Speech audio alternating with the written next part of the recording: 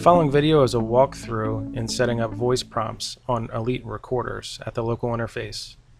First thing you do is right-click and select Main Menu, then go to your system settings on the bottom right-hand corner, and go to Voice on the left-hand list, and then select Add.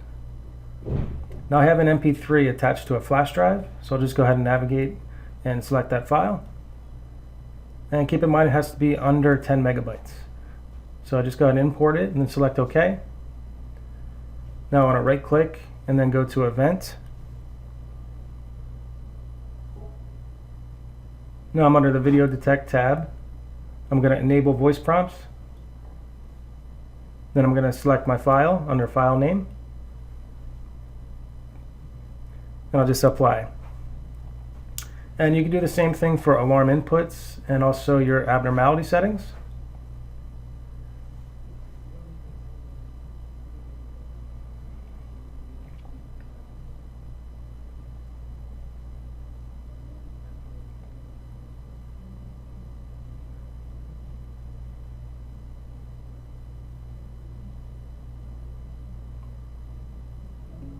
And that's how you enable voice prompts. Please visit our website at securitycameraking.com for more information. Thank you for watching.